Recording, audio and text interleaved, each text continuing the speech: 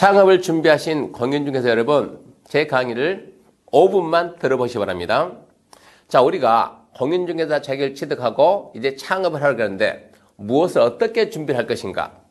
우리가 창업을 하면 많은 의뢰인이 물건을 의뢰를 하거든요. 찾아달라, 팔아달라.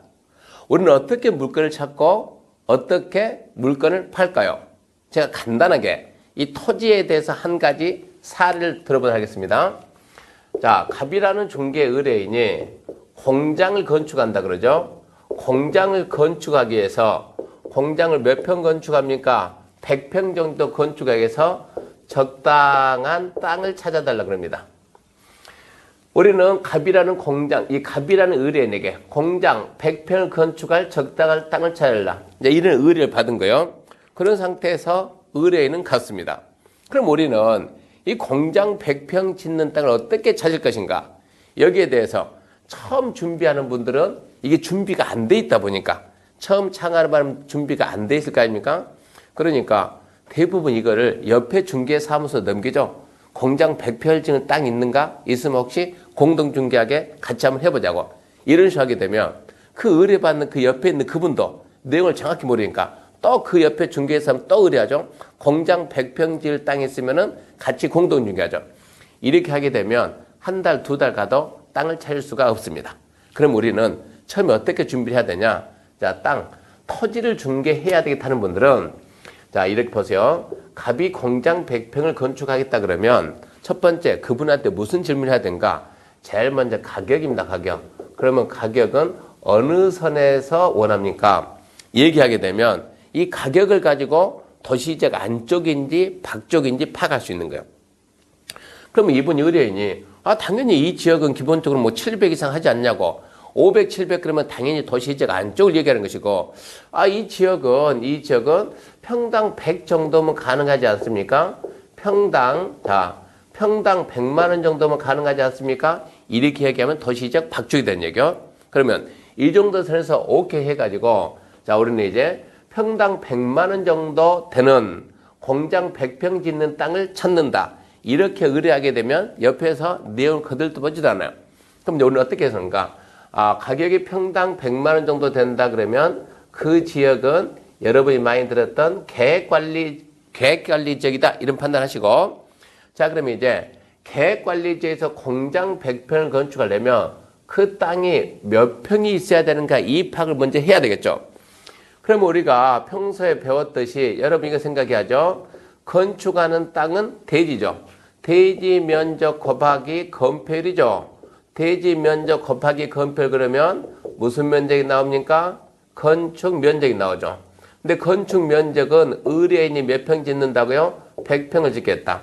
그러면 건폐율이 몇인가에 따라 가지고 대지 면적이 궁극적으로 달라지겠죠. 자, 그러면 건폐율이 몇입니까? 그러면 첫 번째, 자, 계획관리 지역이다 그러면 계획관리 지역은 건폐율 얼마 줍니까? 40 주죠. 건폐율 40 해가지고 자, 이게 100평이 나오려면 자, 대지 면적이 얼마면 되겠습니까? 2항에서 나누면 얼마 나와요? 250평 나오겠죠. 그러니까 그냥 계획관리 지역이면 250평. 근데 이 계획관리 지역 안에 자, 계획관리 지역 안에 운 좋게 자연취락지구가 지정이 되어 있으면 이러면 상황이 달라지죠. 자연취락지구는 건폐율 얼마 줍니까? 0.6을 주죠. 자, 그러면 0.6 해가지고 100평이 되려면 이항하게 되면 대충 177이니까 167이니까 대충 한 170평 정도 있으면 되거든요. 근데 이 계획관리 지역에 여러분 성장관리 방안 배웠잖아요. 성장관리 방안 배우면 성장관리 방안은 건폐율이 0.5가 되거든요. 그럼 0.5 해가지고 100평이 된다 그러면 이건 얼마 되겠습니까? 200평이 되겠죠. 이런 식으로 여러분들 스스로 계산해야 돼요. 자, 그러면 이제 계산했더니 일반적인 계획관리 지역이면 몇 평이 필요하다? 250평. 계획관리 지역인데 거기가 자연취락 지으면 170평. 계획관리 지역인데 성장관리 방안이면 200평이 필요하죠. 자, 이 내용 가지고 이제 우리가 옆에 공동 중개할 중개 의뢰인에게 다른 중개업소에 이제 물건을 갖다 뿌리는 거예요. 뿌릴 때 뭐라고 뿌리느냐 그러면 공장 100평 짓는 땅 찾는다. 이런 얘기 하지 말고 뭐라고 하냐. 일단은 공장을 건축한다고 했으니까 도로에 접한 이렇게 하죠. 도로에 접한 첫 번째 계획관리적 몇 평 찾습니까? 250평 이상 되는 땅이 있으면 공동중개하게 합시다 라고 의뢰하는 거예요. 그런데 도로에 접한 계획관리 중에서 자연취락지구가 지정이 되어 있으면 그때는 170평 이상, 또 계획관리지역에 성장관리 방안에 수립되어 있으면 200평 이상 되는 땅이 있으면 공동중개하게 같이 한번 주세요. 이렇게 요구하게 되면 명색에 중개업하고 있는 분들은 자기가 가지고 있는 토지가 도로에 접한지 안 접한지 이 정도는 누구든지 다 안다는 얘기입니다. 그러면서 이 토지가 계획관리지역이 있는지, 계획관리 자연취락이 있는지, 계획관리 성장관리인지 이 정도는 대한민국 중개업 하는 분 누구든지 다 한다는 얘기요. 이렇게 얘기를 해야죠. 도로에 접한 그냥 계획관리 몇 평? 250평. 도로에 접한 계획관리증 자연취락증 몇 평? 170평. 도로에 접한 계획관리 중에서 성장관리방안 수립된 지는 200평 이상. 이런 토지 있으면 공동중개를 하게 저한테 좀 주세요. 이렇게 하게 되면 이 내용을 본 중개하는 분들은 이거 5분, 10분 내 자기 물건 분석을 다 해요. 이렇게만 의뢰했다면 몇 분 안에? 30분 안에 이 공장 100평 짓는 땅 가지고 있는 중개 소장들한테 연락이 온다는 얘기입니다.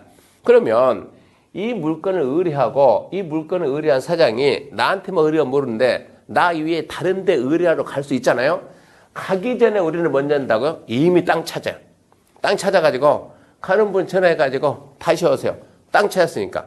이런 식으로 해가지고 순간적으로 땅을 찾아낼 수 있어야 되거든요. 근데 이런 내용들이 여러분이 공인중개사 과정에서 강의해주는 공법 교수님이 있던가요? 없죠. 저 또한 공법 강의했지만 저도 이런 식으로 강의를 안 하거든요. 왜? 시험 문제가 이런 식으로 안 나오니까. 그래서 여러분들은 창업을 하기 전에 성공하는 창업을 해야 되지 않겠습니까? 창업을 하기 전에 반드시 현장 실습을 해야 돼요. 현장 실습 과정을 경험을 하고 어느 정도 실력이 된 다음에 창업을 해야 성공하는 창업이 되지 않겠습니까? 그러니까 아무리 바쁘다 하더라도 어느 정도 비용이 소요된다 하더라도 현장 실습하는 과정은 반드시 한번 경험을 하시고 창업에서 성공하시기 바랍니다. 자, 이만 마치겠습니다. 감사합니다.